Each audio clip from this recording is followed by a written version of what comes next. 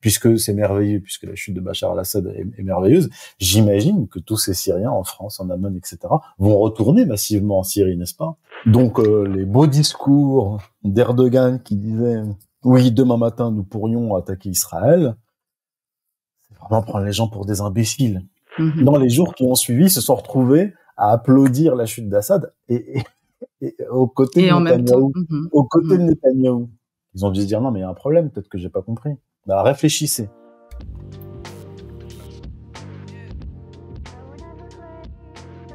Bienvenue dans cette nouvelle interview du Média en 442. Aujourd'hui, j'ai le plaisir de recevoir Youssef Indy. Bonjour Youssef. Bonjour à tous et merci pour l'invitation. Alors, je rappelle que vous êtes historien des religions, géopolitologue, écrivain, conférencier, et vous venez de coécrire avec Pierre-Antoine Plaquevent votre dernier livre qui s'intitule « Israël et la guerre mondiale des religions, géopolitique et millénarisme ». Alors, merci. Il est là. Profitez-en. Merci d'être avec nous aujourd'hui. Ensemble, nous allons faire le point sur l'actualité au Proche-Orient. Cette chute, notamment de Bachar el-Assad, qui rappelle un peu le scénario de la Libye, la chute de Kadhafi. Cette faction djihadiste, Hayat Tahrir al-Sham, ancienne branche d'Al-Qaïda sous le nom de Front al-Nosra, décrite aujourd'hui comme un groupe de rebelles modérés et de radicaux pragmatiques. On se posera également la question à savoir si cette agitation n'est pas une diversion à ce qui se passe actuellement à Gaza et peut-être un lien avec le projet messianique mené par Benjamin Netanyahou dans la constitution du Grand Israël. Alors tout d'abord, la question que j'ai envie de vous poser, c'est que vous êtes déjà rendu sur place en Syrie et en Iran aussi. C'est une région que vous connaissez un petit peu. Je voulais avoir votre regard sur ce que vous y avez vu et notamment sur le gouvernement de Bachar el-Assad qui est aujourd'hui présenté comme un dictateur, voire un sanguinaire. Est-ce que c'est le cas pour vous? Alors, faut bien distinguer la personne et le régime en place. Bachar al-Assad, c'est pas quelqu'un que je connais personnellement. J'ai pas vécu avec lui au quotidien, donc je sais pas s'il est sanguinaire ou pas. C'est pas la question. Faut d'abord se rappeler que Bachar al-Assad n'était pas censé succéder à son père, Hafez al-Assad. Bachar al-Assad était à Londres à l'époque quand son père, pas quand son père est mort, mais quand son frère qui devait succéder à son père est mort dans un accident de voiture, il me semble, et il a été rappelé.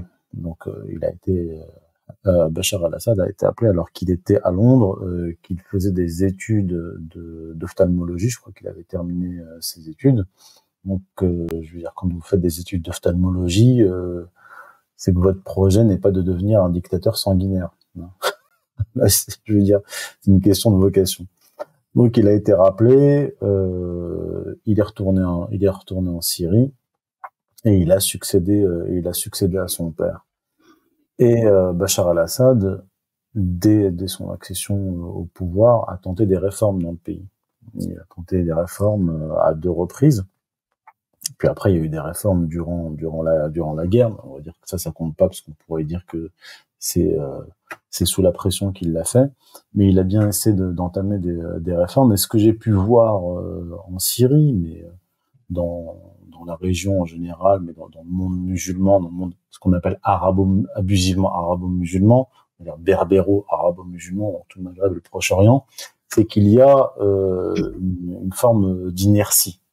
Et du point de vue occidental, quand on arrive dans ces pays-là, on se dit tout est extrêmement lent, etc. Alors tout est extrêmement lent effectivement au quotidien, mais aussi sur la durée. Les structures sont relativement lourdes. Et donc Bachar al-Assad, quand il est retourné en Syrie et qu'il a pris le pouvoir, il a été confronté à cette lourdeur-là. Alors j'ai pas vécu en Syrie, hein. Je suis allé en Syrie 2 fois, je suis pas un sociologue de la Syrie. Il y en a d'autres qui ont vécu et qui ont une expérience plus précise de la Syrie. Mais connaissant quand même le monde musulman et étant marocain moi-même, j'ai retrouvé en Syrie des traits que je connaissais bien. Donc Bachar al-Assad s'est retrouvé confronté à cela, cette lourdeur, et la lourdeur la lourdeur du parti Baas et la lourdeur de l'État syrien. Donc, quand il s'est retrouvé au pouvoir, je veux dire, on n'exerce jamais le pouvoir seul. On doit composer avec la force en présence, avec la culture, avec l'anthropologie et avec le parti, là, en l'occurrence le parti Baas, dont on a hérité. Maintenant, j'ai pas visité les prisons syriennes pour dire il n'y a pas de torture, etc. Il y a très certainement des tortures. Et je veux dire, il n'y a pas qu'en Syrie qu'il y a de la torture. Je veux dire, si tous les pays, tous les États qui pratiquent la torture, ou même si c'est pas quelque chose qui est ordonné par le haut, mais où il y a de la pratique de la torture dans les prisons ou ailleurs devait tomber, je veux dire, les 3/4 des régimes de la planète tomberaient. Arrêtez de prendre les gens pour des imbéciles. Et je veux dire, si on parle juste de la région proche-orientale, tous les régimes devraient tomber dans ce cas-là. Donc je pense pas que ça soit comment dire l'argument ultime. Et les États-Unis les pays occidentaux qui donnent des leçons de droits de l'homme, je veux dire, ils ont tué beaucoup plus de personnes que tous les régimes proche-orientaux réunis en 20 ans. Alors, je rappelle qu'ils ont détruit l'Irak, 1 million de morts, attaqué l'Afghanistan, plus de 350 000 morts, détruit la Libye, plus de 150 000 morts. La France y a participé. Alors, est-ce que, donc, dans ce cas, si on tue des étrangers, ça compte pas? Si l'État français a tué, donc sous Sarkozy, a tué plus de 150 000 Libyens. Voilà. Donc, quid de l'État français? Ce sont des bouchers ou pas? Non, eux, non. Donc, faut arrêter de prendre les gens pour des imbéciles. Alors, est-ce que c'est un régime dur? Oui, très certainement. Comme tous les régimes de la région. Est-ce qu'il y a eu de la torture? Oui, très certainement. Dans les prisons, il devait y avoir de la torture. Et alors la question c'est, est-ce que les Syriens rejetaient ce régime? C'est ça la véritable. Oui, parce qu'on a à la chute, à la chute de son gouvernement, on a vu tout de même des scènes de liesse, que ce soit en Syrie, à Damas, que ce soit aussi en France, à Paris. Comment on peut expliquer que la communauté syrienne s'est réjouie finalement de la fin de Bachar el-Assad? Alors, ce qui s'est passé en Syrie, c'est que, en fait, il faut bien comprendre le contexte. Par exemple, à Alep, il y a des gens qui se sont réjouis, etc., pas seulement à Alep. Faut savoir que les habitants, donc les Syriens, ont été confrontés à ces gens-là qui ont pris le pouvoir. Hayat Tahrir al-Sham existait déjà depuis un certain nombre d'années. Le dirigeant le chef de Hayat Tahrir al-Sham, Joulani, est un ancien d'Al-Qaïda et de Daesh. Les Syriens, ils les ont vus à l'œuvre. Moi, j'ai été en Syrie pendant la guerre. J'ai vu le résultat. Je veux dire, ils ont détruit des villes, ils ont massacré des populations, ils ont égorgé, ils ont éventré, etc. Donc ces gens-là arrivent, prennent le pouvoir. Qu'est-ce que vous faites? Vous vivez par exemple à Alep, en plus avec une grosse minorité chrétienne. Ces gens-là prennent le pouvoir, je veux dire, vous sortez, vous les accueillez. Sinon, vous allez être accusé d'avoir collaboré. Et d'ailleurs, c'est ce qui s'est passé. On a vu, alors ça, on l'a pas vu dans les grands médias occidentaux, mais j'ai vu, d'ailleurs, j'ai relayé des exécutions de gens qui étaient accusés, on ne sait pas si c'est vrai, mais accusés d'avoir collaboré avec le régime. Et quand ils étaient exécutés, beaucoup d'entre eux, des Alaouites exécutés, ils n'étaient pas exécutés parce qu'ils avaient collaboré, mais ils étaet traités d'Alaouites, en fait. Donc, ce qui signifie qu'ils, du point de vue des rebelles, entre guillemets, des membres de Tahrir al-Sham, ces gens-là devaient mourir parce qu'ils étaient Alaouites. Et, par ailleurs, collaborateurs du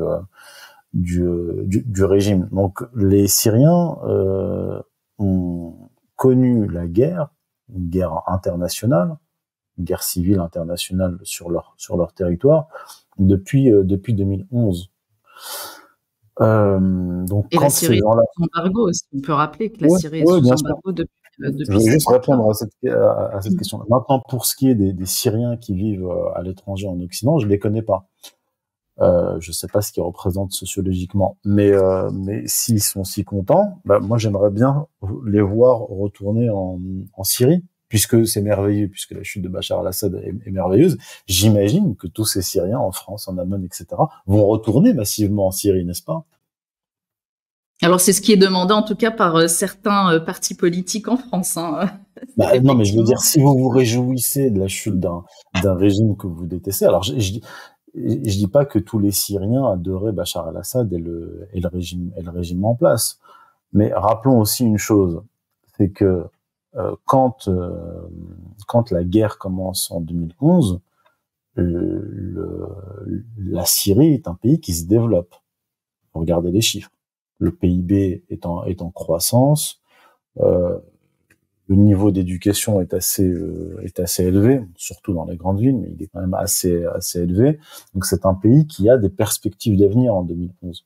À partir de 2011, la guerre éclate et l'économie du pays commence à être détruite et laminée. Et les ressources du pays, notamment le pétrole, volées, notamment par les Américains. Donc les Syriens aujourd'hui, peut-être qu'ils ont blâmé l'État dirigé par Bachar al-Assad, tout comme peut-être les Irakiens ont blâmé Saddam Hussein à la fin des années 90, mais c'était pas du fait de Saddam Hussein ni de Bachar al-Assad.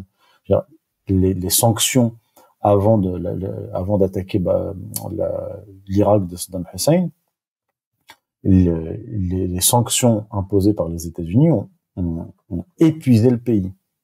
Puis donc le régime est tombé facilement. Et c'est un peu ce qui s'est passé avec Assad. C'est-à-dire qu'on a d'abord épuisé le pays, fractionné le pays, détruit, versé le sang des Syriens, imposé des sanctions économiques en pleine guerre. Hein. En pleine guerre, les Américains ont imposé des sanctions supplémentaires. Le régime est arrivé à un état d'essoufflement. Et puis, je veux dire, il a fini par tomber facilement. Il y a certainement d'autres raisons à cette chute. Très, très rapidement, après la chute de Bachar el-Assad, le drapeau syrien a été modifié. Il est passé de 2 étoiles à 3 étoiles. Alors, on nous le présente comme les 3 étoiles seraient la représentation des 3 districts de la Syrie, Alep, Damas et Deir el-Zor. C'est quoi le véritable sens derrière cette modification du drapeau? Bah, en fait, si ma mémoire est bonne, c'est le drapeau du mandat français. C'est le drapeau de la Syrie sous le mandat français. Donc, c'est un peu curieux. On utilise Très curieux. un drapeau qui remonte à l'époque coloniale, en fait. Voilà ce que ça m'inspire. Alors bon, il y a peut-être un non-dit là-dedans, c'est que en fait la Syrie sous Al-Jolani, sous Hayat Tahrir al-Sham, repasse sous domination étrangère, puisque factuellement Daesh et surtout Al-Qaïda al-Nusra, dont est issu Al-Jolani, sont des créations américaines, occidentales. Puisque les membres de Daesh, ceux qui ont fondé Daesh, sont sortis des prisons américaines d'Irak. Ça, c'est factuel. Et Al-Qaïda est une création américaine. Et même Hillary Clinton l'avoue. Et les combattants, toute cette organisation combattante qui a pris le pouvoir en Syrie, est appuyée, armée, soutenue par une puissance étrangère voisine qui est la Turquie. Et la chute de Bachar al-Assad, et la prise de pouvoir d'Al-Jolani, qui est un pantin, a permis à Israël de conquérir tout le Golan et au-delà. Et maintenant, Israël est à 20 kilomètres de Damas. Donc oui, cette chute de Bachar al-Assad et cette prise de pouvoir de Hayat Tahrir al-Sham signifie la mise de la Syrie sous le contrôle de puissances étrangères. Ça, c'est factuel. Et donc, ce drapeau correspond parfaitement à la situation actuelle. Voilà. Qu'est-ce qui va se passer selon vous pour Al-Jolani? Est-ce qu'il va finalement gouverner? Est-ce que c'est lui qui va prendre la tête de ce pays? Est-ce qu'on a encore besoin de l'utiliser, ou finalement quelque part d'ici quelque temps on mettra quelqu'un d'autre à sa place? Non, je suis pas voyant, je saurais pas dire ce qui va se passer à l'avenir. Ce qui est certain, c'est que Al-Jawlani n'est pas quelqu'un qui est autonome, évidemment. Comme je l'ai dit, je veux dire, il sort de prison américaine, il y en a Al-Qaïda, etc. Il est sous pilotage, et si il devient trop impopulaire, parce qu'il commence à y avoir des manifestations en Syrie, contre lui, et contre Hayat Tahrir al-Sham, dans différentes villes de Syrie. Donc, on peut très bien se retrouver dans une situation demain où il sera impopulaire, ils organiseront peut-être des pseudo-élections, ou alors il sera remplacé par un autre, ou très bien, ou ce qu'on peut avoir aussi, c'est une guerre civile et une opposition entre les différentes factions qui ont pris le pouvoir, parce que c'est un assemblage, Tahrir al-Sham et les différentes factions qui ont pris le pouvoir, c'est un assemblage organisé, soi-disant par Al-Jawlani. Mais demain, on peut très bien avoir des oppositions exacerbées et une implosion de cette organisation, à quoi s'ajoutera d'autres factions, par exemple des militaires syriens qui n'ont pas accepté de rendre les armes, pourront très bien rentrer dans la danse, et on aura une guerre civile en Syrie, comme en Irak, qui peut durer des mois, voire des années. Donc l'avenir est incertain là.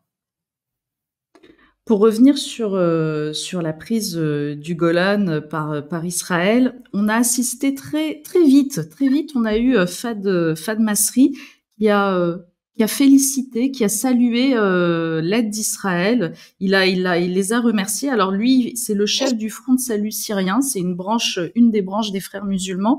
Et je le cite, il dit: sans les coups que vous avez portés au Hezbollah et à l'Iran, nous n'aurions pas pu libérer la Syrie. Merci Israël, c'est une victoire israélienne, nos frères et voisins. C'est assez étonnant quand même comme réaction.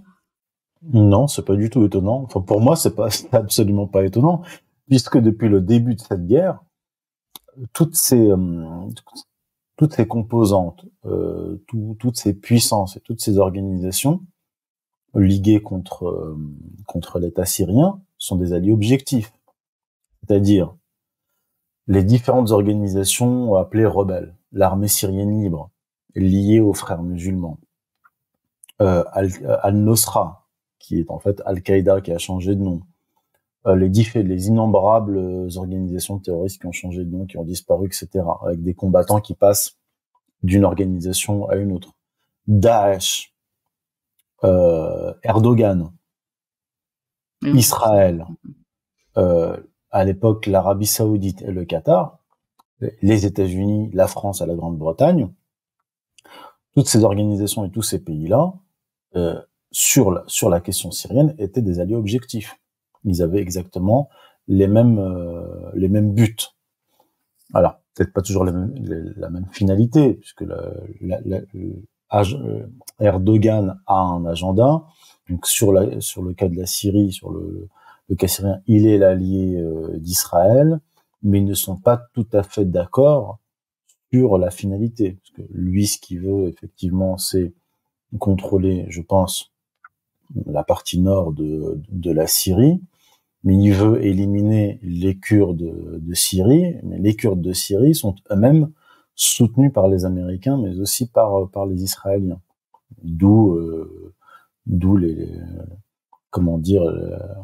les appels de Bernard-Henri Lévy qui condamne la Turquie qui veut s'attaquer aux Kurdes de Syrie. Mais en tout cas, ils avaient tous un ennemi commun, c'était l'État syrien, incarné par Bachar al-Assad,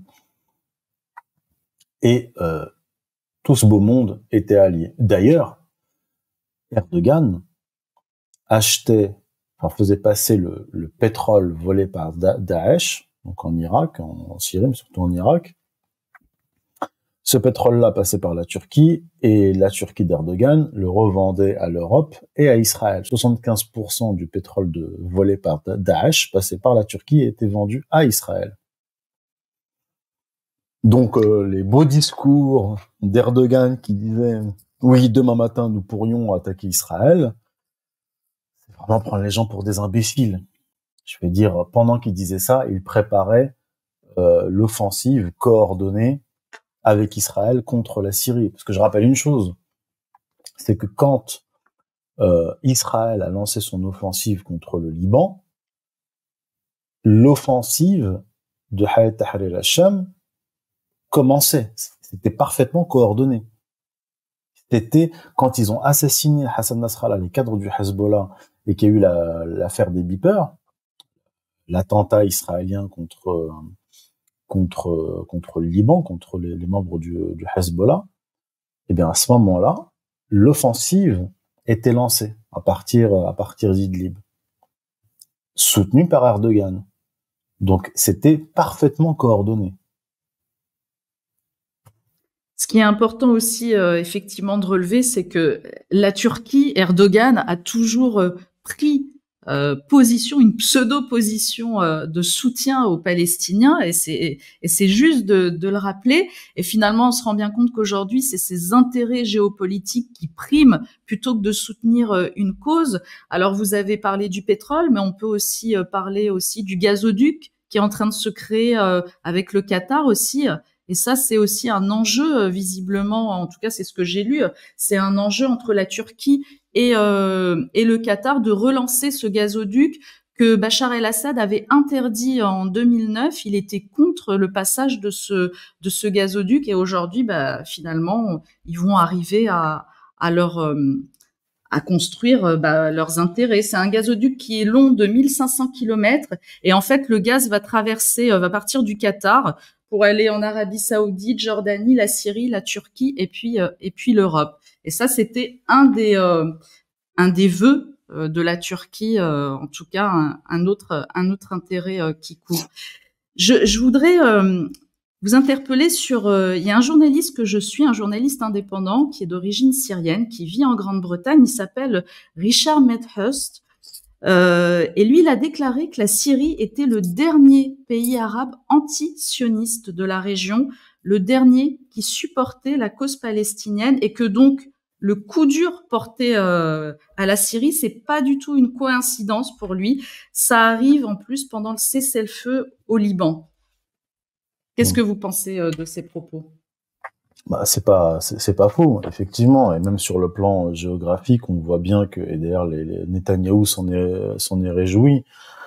La Syrie, c'était le pont entre un des ponts de l'axe de la résistance, qui faisait le pont donc entre l'Iran, l'Irak et le Hezbollah.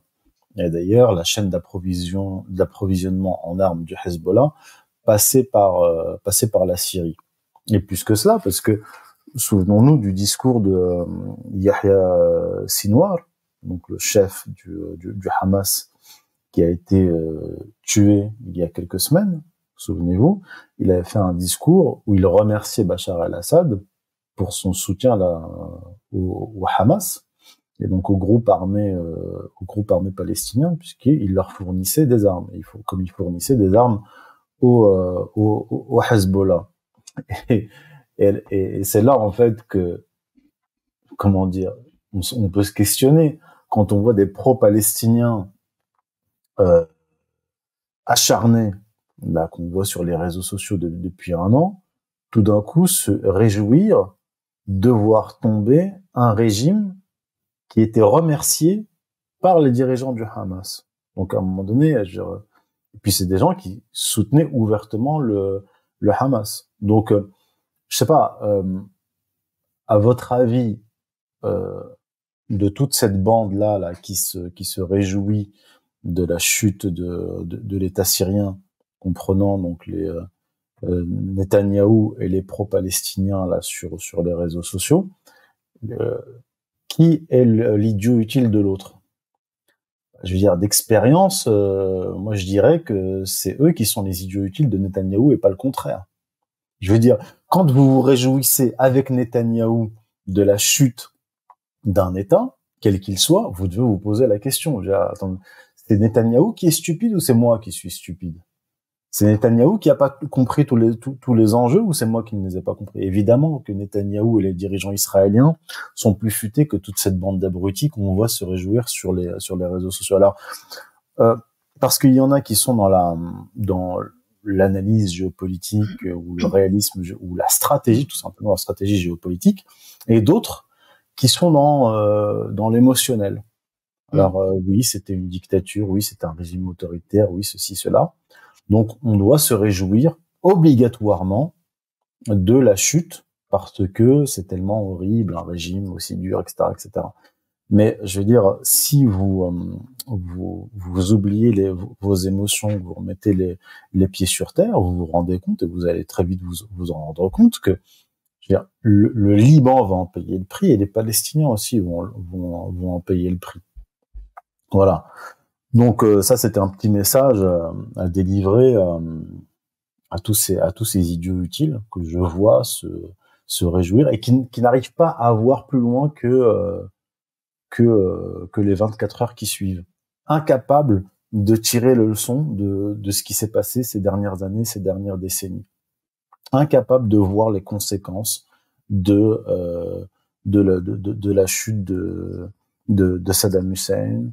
De Kadhafi. De Kadhafi, pareil, parce que à l'époque de Kadhafi, on nous disait la même chose. On disait c'est horrible, ce dictateur, il fallait faire quelque chose contre lui, il est en train de tuer son peuple, etc., etc. Puis en fait, on a découvert que il n'était pas en train de tuer son peuple, il était en train de combattre des organisations, des mercenaires qui essayaient de faire tomber l'État libyen, si on pouvait appeler ça un État. Voilà le résultat maintenant. Quel est le résultat? Où en est la Libye aujourd'hui?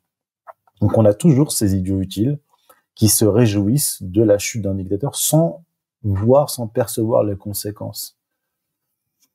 C'est triste, mais ça en dit long sur l'état de décrépitude intellectuelle du monde musulman, enfin du monde qu'on appelle arabo-musulman, que ce soit le monde arabo-musulman en tant que tel ou ce soit beaucoup de musulmans qui vivent en Europe et dont le cerveau a été complètement lavé et qui se demandent pas pourquoi ils se retrouvent dans le même camp que Bernard-Henri Lévy, l'OTAN et Israël. Je veux dire, et quand on leur demande, mais attendez, que fait Al-Jolani là pendant que Israël bombarde la Syrie et envahit le territoire syrien? Bah lui il répond que non. Nous n'allons pas combattre Israël. Nous ne sommes pas en état de. Alors vous êtes en état de faire, de déclencher une guerre civile, de faire tomber l'État syrien, d'accord. Mais vous n'êtes pas en état de défendre le territoire syrien contre Israël. Bah alors dans ce cas-là, je sais pas. Vous n'aviez qu'à vous allier à Bachar el-Assad pour combattre Israël dans ce cas, puisque la guerre que vous avez menée contre l'État syrien a contribué à affaiblir l'État syrien depuis 2011. Et maintenant qu'il est affaibli, que vous avez pris le pouvoir, vous nous dites on n'a pas la force de combattre Israël. Mais c'est parce que vous avez affaibli l'État syrien. Vous avez passé votre temps à l'affaiblir l'État syrien pour permettre aujourd'hui à Israël d'envahir le territoire. Alors c'est vrai qu'il y a beaucoup, je donnerai pas de nom, mais beaucoup de ceux qui se réjouissaient de la chute d'Assad sur Twitter, depuis que Netanyahou se réjouit qu'il envahit la Syrie, en tout cas une partie du territoire syrien, je les vois plus sur Twitter. Je ne les vois plus, on les voit plus, ils ne parlent plus, ils sont devenus totalement silencieux. Parce que maintenant, ils ont les fils qui se touchent, les pauvres. Et là, c'est vrai qu'il n'a pas fallu attendre 10 ans pour voir les conséquences de la chute d'Assad. C'était dans les jours qui ont suivi. Dans les jours qui ont suivi, ils se sont retrouvés à applaudir la chute d'Assad et aux côtés de Netanyahou. Aux côtés de Netanyahou. Ils ont dû se dire non, mais il y a un problème, peut-être que j'ai pas compris. Bah, réfléchissez. Prenez le temps de réfléchir un petit peu et ensuite vous reviendrez nous dire ce que vous en pensez là de la situation, si vous vous réjouissez toujours. Et c'est très juste ce que vous dites, parce que finalement, on a l'impression que les gens ne prennent pas conscience des scénarios qui se répètent, en fait, qui se répètent et qui se répètent encore. Tout à l'heure, vous avez évoqué les exécutions publiques. qu'on a pu voir effectivement sur Internet. Il y a aussi les persécutions qui sont commises face à la communauté chrétienne en Syrie, les minorités aussi qui subissent des persécutions. On a vu aussi le discours médiatique et notamment la prison de Saïd Naya. Moi, je lisais un édito, je ne dirai pas un édito de qui parce que je ne veux pas faire de publicité à cette personne, mais qui parlait dans cette prison qu'on a retrouvé des pressoirs à humains, des crématoriums. Ça m'a fait penser à une histoire, voilà, à des choses de l'histoire passée. Et Ils ont trouvé des chambres à gaz aussi? bah, je me suis posé la question. Alors, on va pas être cynique, mais je me suis posé la question Ah, mais effectivement. on en est à deux doigts, là. Exactement, exactement, exactement. Et là, il serait bon de s'interroger, de se dire, bah, c'est un discours de propagande. Je vais enchaîner sur la dimension eschatologique et je voudrais en fait vous lire un passage d'un livre que vous avez écrit en 2016, si je dis pas de bêtises. C'est les mythes fondateurs du choc des civilisations. Et on va voir combien on est vraiment dans ce qui se passe aujourd'hui. Alors, vous commencez par dire le faux djihad. On n'a pas parlé de djihad, mais si vous voulez expliquer votre position, vous le pourrez. Je vous cite, le faux djihad prôné par les wahhabites et les frères musulmans consiste à provoquer et à étendre le chaos dans tout le monde musulman et au-delà. Un chaos accompagnant le projet messianique sioniste dont l'accomplissement passe notamment par le redécoupage des pays musulmans et ce, avec l'aide active des terroristes wahhabites et autres frères musulmans. Et je trouve qu'on est exactement dans ce qui se passe là aujourd'hui.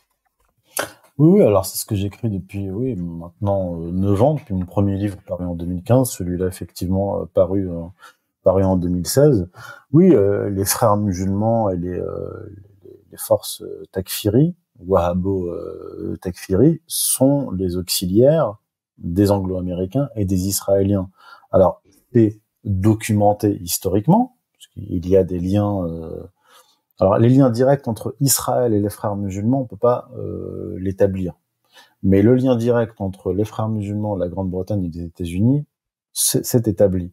Les liens entre les pétromonarchies wahhabites qui ont financé les groupes terroristes, notamment en Syrie, donc l'Arabie Saoudite et le Qatar, et leur lien avec les États-Unis et la Grande-Bretagne sont avérés. C'est tout à fait officiel. Et quand on voit sur la durée, sans remonter à l'époque, sans remonter aux années 50, etc., parce que les tentatives de renversement des pouvoirs nationalistes arabes, qui sont en Égypte, en Syrie, avant Hafez al-Assad, déjà dans les premières tentatives, c'est 1956-57 de faire tomber le régime syrien, l'État syrien, on remonte aux années 50. Je veux dire, quand on voit l'action de ces forces-là contre les pays musulmans notamment, et l'agenda britannique, américain et israélien, on voit que ça colle.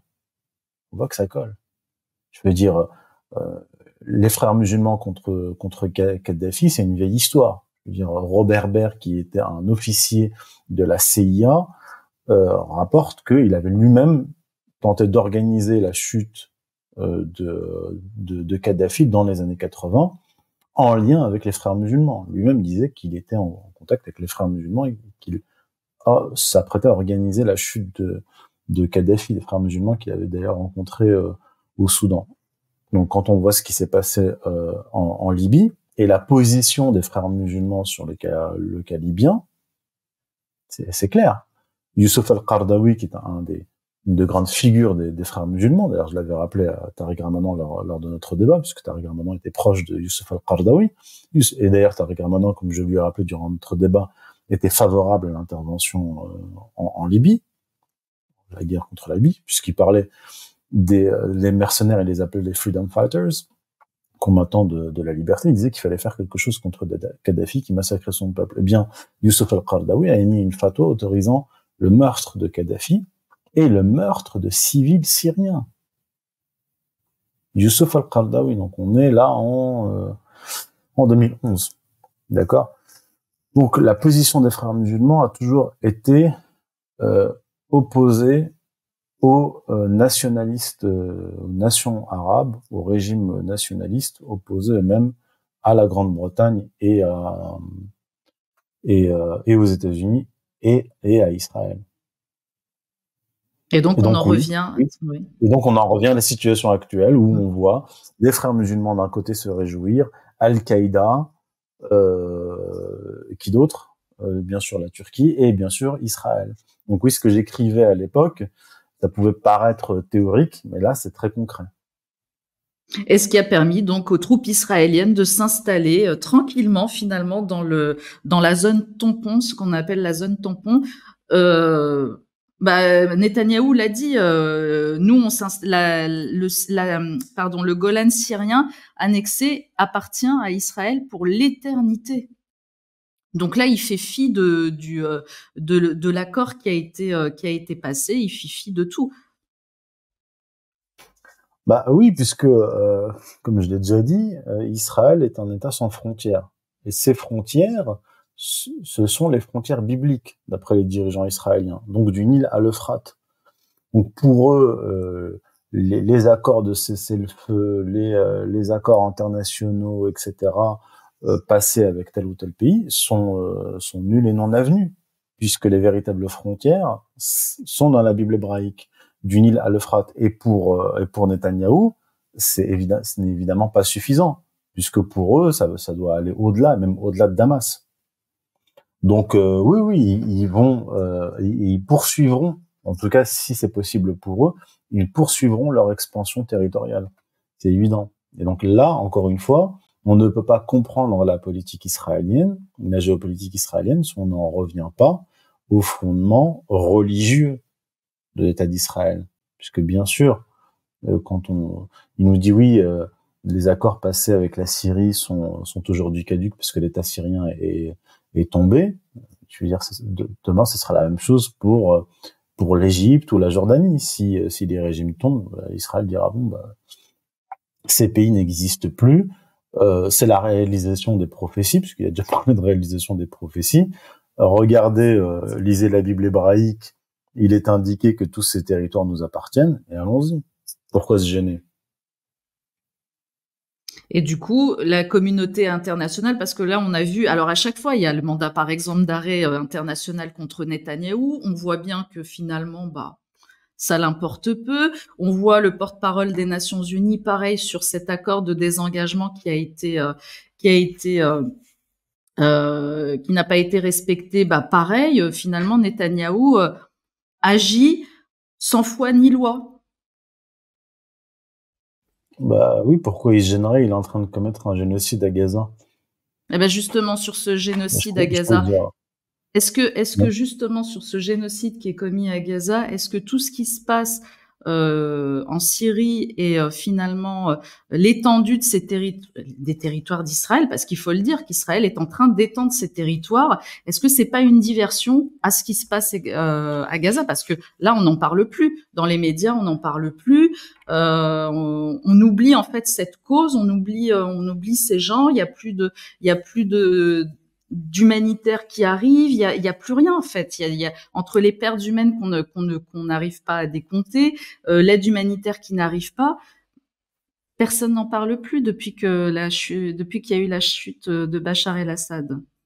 Oui, alors je vais pas dire qu'ils ont fait tomber Bachar el-Assad pour qu'on oublie Gaza, mais je veux dire, effectivement, ça les arrange bien. Pendant qu'on ne regarde pas, pendant qu'on se focalise sur ce qui se passe en Syrie, bien sûr, Israël en profite pour conquérir des territoires syriens, et deuxièmement, ça détourne le regard de ce qui se passe à Gaza et de ce qui se passe depuis maintenant 2 mois ou plus de 2 mois au Liban, avec les crimes perpétrés par Israël. Et maintenant, on se focalise sur les crimes de Bachar el-Assad. Donc, on nous fait sortir de prison des gens qui n'ont pas vu la lumière. Enfin, il y en a un qui n'a pas vu la lumière depuis soi-disant 40 ans. Il est libéré par une journaliste de CNN. Oui, mais c'est le journaliste, on la connaît bien, hein, visiblement. Bon. Donc, il n'aurait pas vu la lumière du jour depuis 40 ans. Puis, il sort, il a les yeux quasiment grands ouverts. Il n'est pas gêné par la lumière du jour. Ou un autre enfant qui dit j'ai pas vu mon père depuis 14 ans, il est dans les geôles de Bachar el-Assad et on lui demande quel âge tu as et il répond j'ai 10 ans. Enfin, je veux dire bon, c'est tout ça est ridicule. Mais pendant ce temps-là, je veux dire, les Israéliens continuent à massacrer des Gazaouis. Et d'ailleurs, je veux dire, plus personne ne parle du Hamas maintenant, parce que je veux dire, si vous dites par exemple que le Hamas est une organisation de résistance, vous pouvez aller en prison, d'accord? Mais aujourd'hui, le Parisien et Libération font de la rota pour Al-Jolani, qui est un ancien d'Al-Qaïda et de Daesh. Parisien l'appelle le radical pragmatique. Pragmatique. Alors je comprends pas. Je veux dire, vous nous dites qu'on n'a pas le droit de qualifier le Hamas d'organisation de résistance, mais vous êtes en train de redorer le blason d'Al-Qaïda et de Daesh.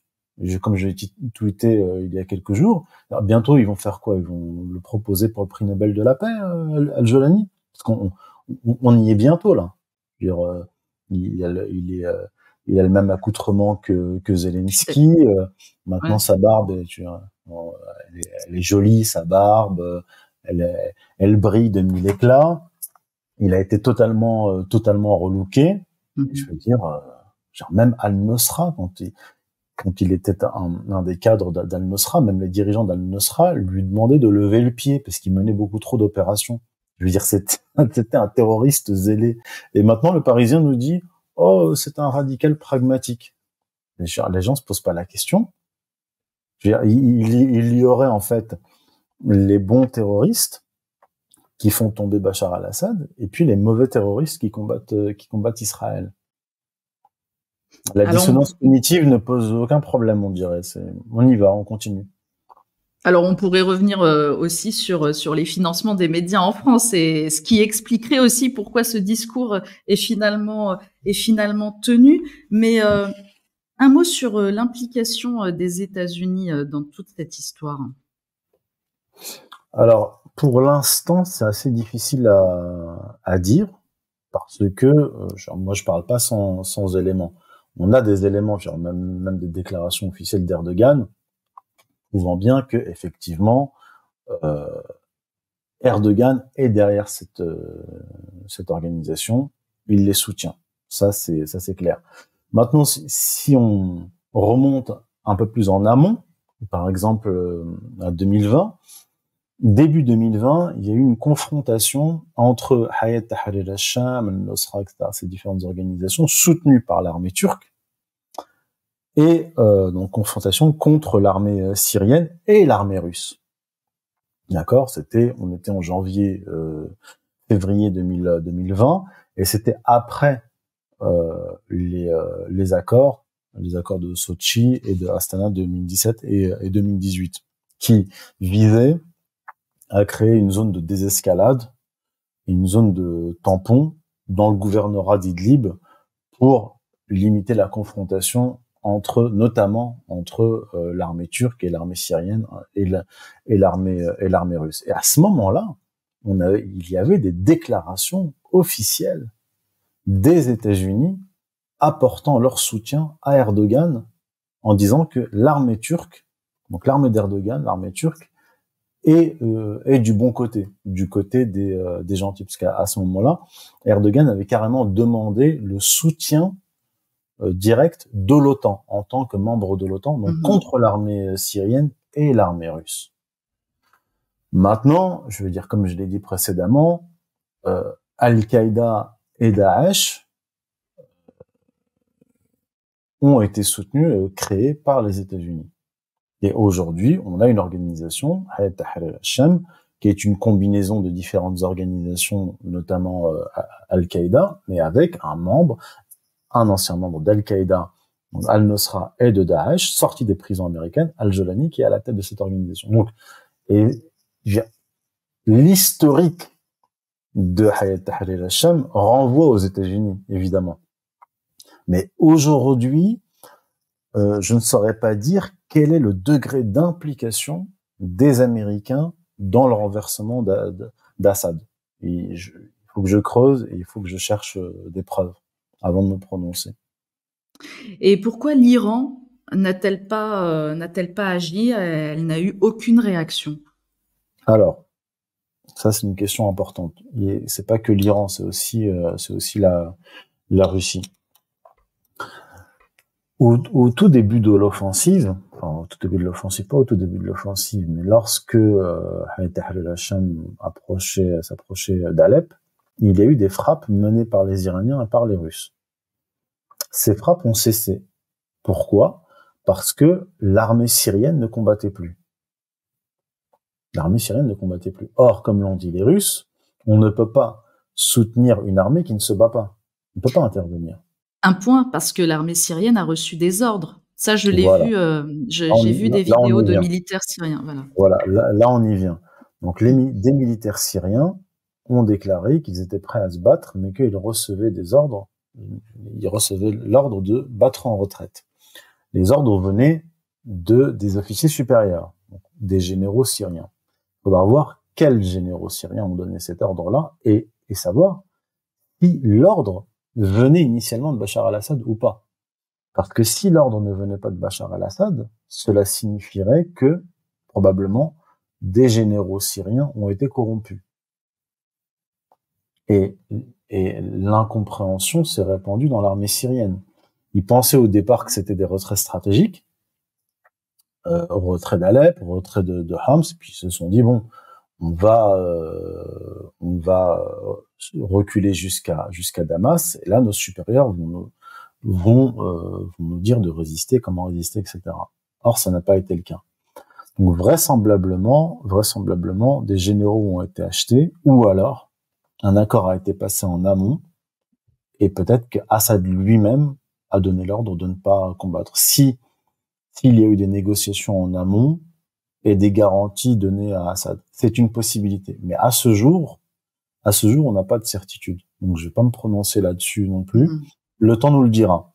Le temps nous dira si c'est Assad qui a négocié son départ et demandé à son armée de ne pas combattre, ou bien il demande à son armée de combattre et les généraux l'ont court-circuité et ont donné des ordres contraires.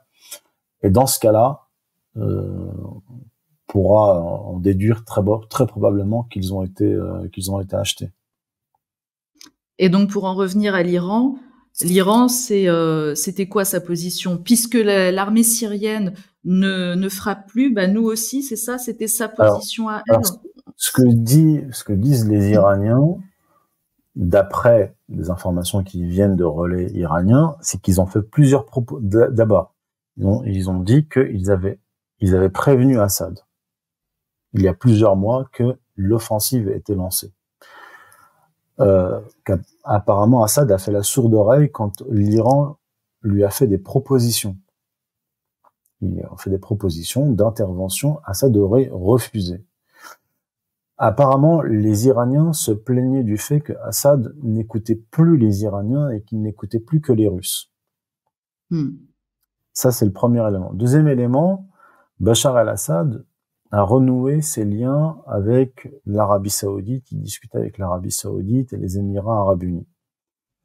Tout porte à croire qu'il y avait des négociations pour réintégrer, ce qui est naturel, la Syrie, bien sûr, à la Ligue arabe et au système international.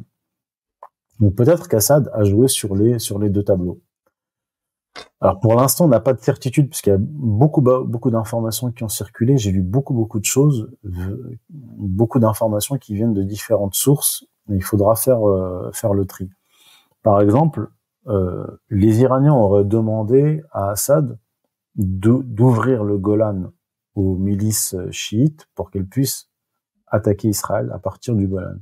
Lui aurait refusé, notamment parce qu'il ne voulait pas entraîner la Syrie dans une guerre contre Israël. Et peut-être qu'il n'écoutait plus les Iraniens et qu'il ne voulait pas d'intervention iranienne importante sur le territoire syrien pour ne pas donner un prétexte aux Israéliens, prétexte d'attaquer massivement la Syrie, puisque les Israéliens, depuis une dizaine d'années, frappent la Syrie, prétextant une présence iranienne, etc., etc. Donc la situation était très compliquée. Assad essayait de réintégrer l'État syrien au système déjà de la Ligue arabe, de renouer de bonnes relations avec les pays du Golfe. C'était un pays qui était asphyxié et il ne voulait pas qu'une présence iranienne pour combattre les groupes terroristes ne pousse Israël à intervenir. Voilà les informations qu'on a, ou les bribes d'informations qu'on a, et encore une fois, il faudra attendre pour faire le tri. Oui, à savoir si on en saura plus dans quelques temps. En tout cas, pour l'instant, Bachar el-Assad est avec sa famille à Moscou. Il est en asile politique. Et c'est vrai qu'on attend, alors on ne saura pas s'il va se prononcer ou pas, mais c'est vrai qu'on attend d'avoir des informations, en tout cas de sa part. Sur l'Iran, je regardais ce matin une interview d'Israélien, un journaliste israélien qui interrogeait donc un autre Israélien, et ils ont clairement affiché que la prochaine cible serait l'Iran. En fait, leur but, c'est vraiment d'atteindre l'Iran. Donc, le prochain pays, ils envisageaient l'Irak, et puis la cible à abattre, en tout cas, c'est l'Iran. Ils se réjouissaient aussi d'Al-Jolani à la tête de l'État syrien. Alors, est-ce qu'il y a un risque de guerre, de conflit, de réel conflit avec Israël? Alors, juste, vous avez dit que quelqu'un se réjouissait. Est-ce que vous avez Je vais retrouver la vidéo parce que c'est le journaliste d'origine syrienne qui l'a partagé justement. Il parlait des Palestiniens, il parlait des factions palestiniennes qui sont en Syrie, qui ont reçu l'ordre de se désarmer. Ouais. En Syrie, et il a mis cette vidéo pour montrer comment les Israéliens se réjouissaient en fait de ce qui se passe en Syrie, quel était donc leur but, l'expansion qu'ils étaient en train de faire, et donc cette attaque, voilà, c'est la prochaine cible, c'est l'Iran qui est bien déclarée. Oui, alors. Vous avez bien fait de rappeler une chose, c'est que Hayat Tahrir al-Sham, qui a pris le pouvoir en Syrie, a ordonné aux Palestiniens de quitter la Syrie, les forces combattantes, avec une fermeture des camps d'entraînement des Palestiniens et un désarmement. Donc on voit très clairement pour qui roule le nouveau, on peut appeler ça un gouvernement, le nouveau gouvernement syrien. Il roule pour Israël, pas que pour Israël, mais notamment pour Israël. Aussi, lors d'une émission qu'on avait faite avec Rachid Achachi et Aïssa d'Axe de la Résistance, on répondait à une théorie selon laquelle l'Iran lâche tout l'axe de la résistance. Et je disais que si les dirigeants iraniens faisaient ça, ils seraient stupides de le faire.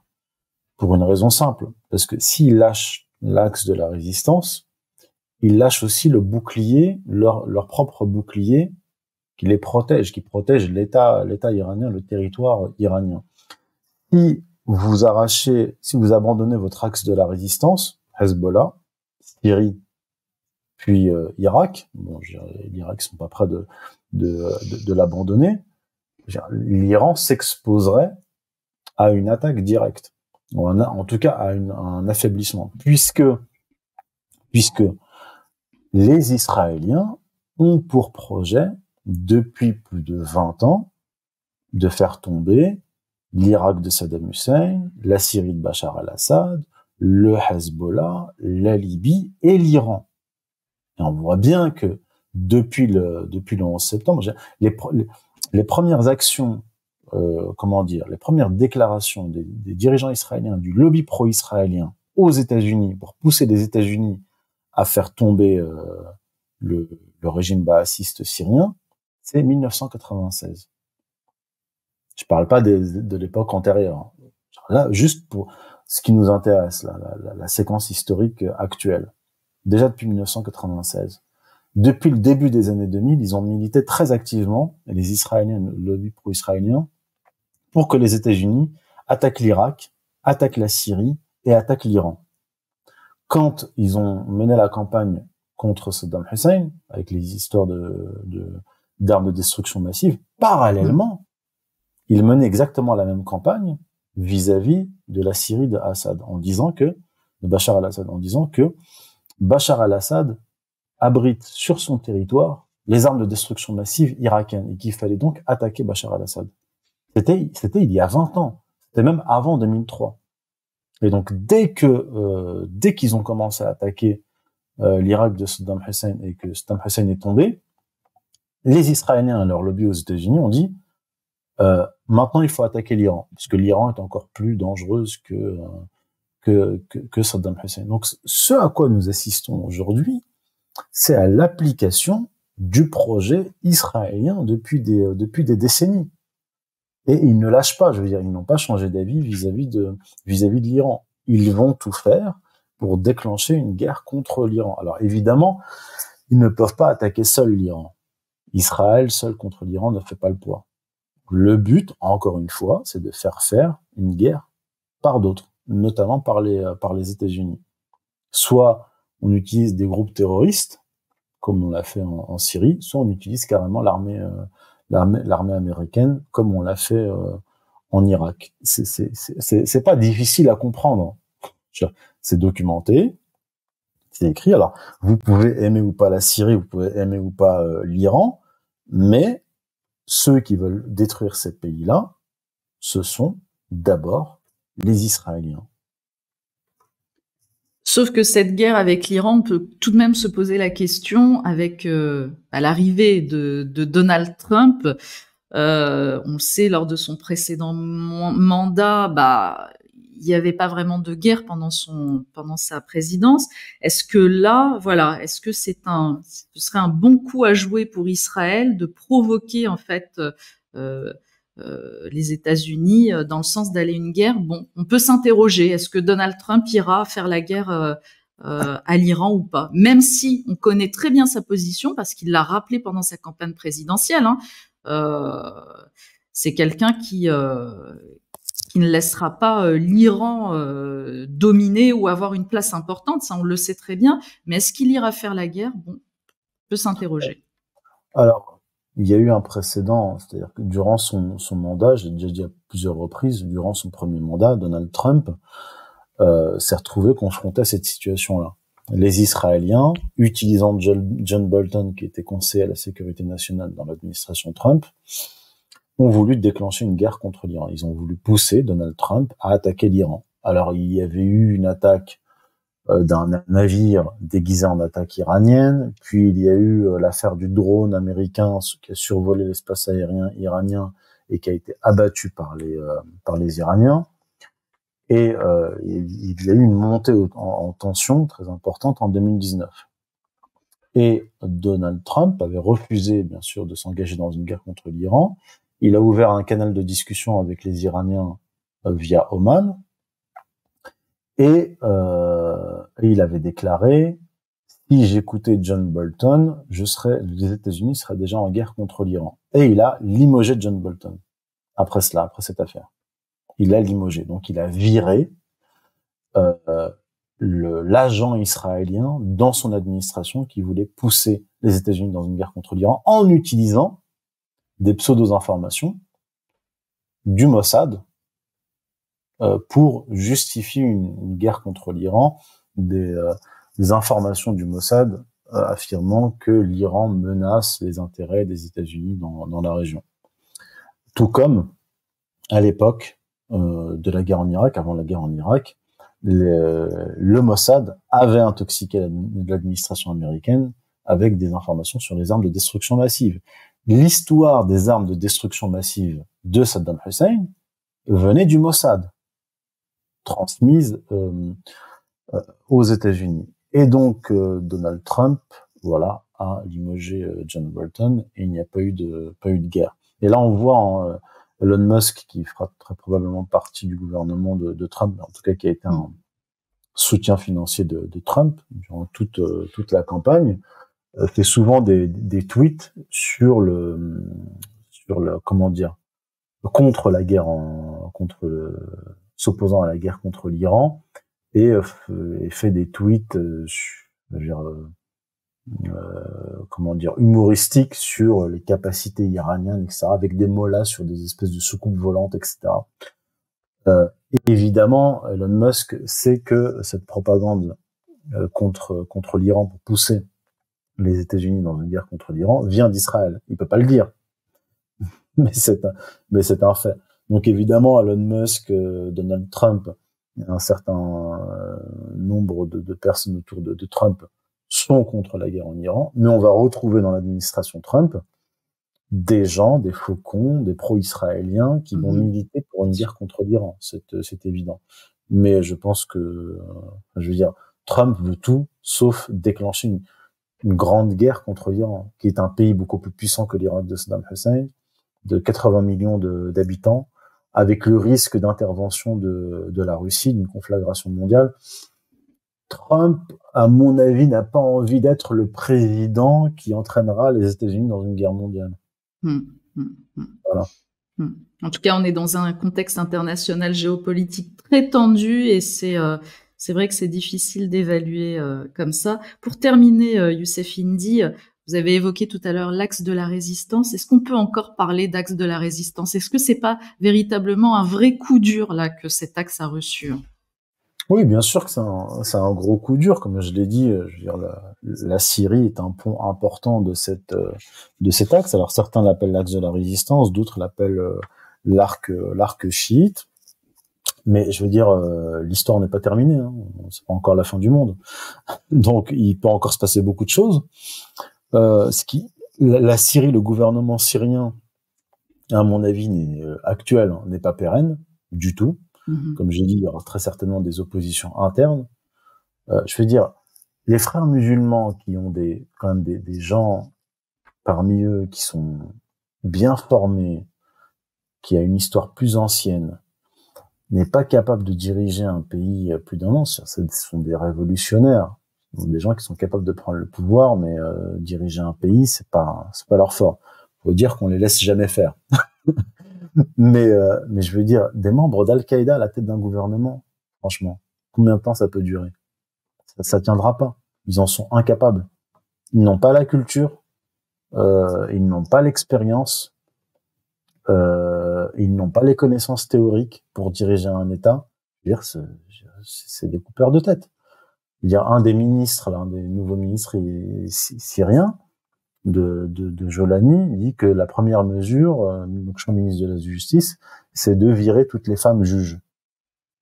Bon, ok, je veux bien, mais quel est le projet exactement? C'est quoi la vision pour le pays? Genre, virer toutes les femmes juges, ça va régler les problèmes du pays? Enfin, je veux dire, on voit bien que c'est du cosmétique pour faire plaisir à des salafis, mais c'est pas suffisant pour diriger un pays. Donc, ce qu'on va avoir très certainement, c'est une situation un peu à l'irakienne. Et du point de vue iranien et syrien, je pense qu'il y a une attente. Ils vont observer de voir ce qui se passe, comment les choses évoluent, et pour aviser à ce moment-là. Donc, tout n'est pas fini pour cet axe. Tant que l'Iran, en fait, principal État de cet axe est debout, c'est pas terminé. Nous verrons. Effectivement, nous verrons. Je vous remercie beaucoup, Youssef, d'avoir été notre invité. Je rappelle le titre de votre dernier livre, coécrit avec Pierre-Antoine Plaquevent, Israël et la guerre mondiale des religions, géopolitique et millénarisme. Et d'ailleurs, normalement, je vous reçois très bientôt tous les deux en studio. Merci. Je vous remercie.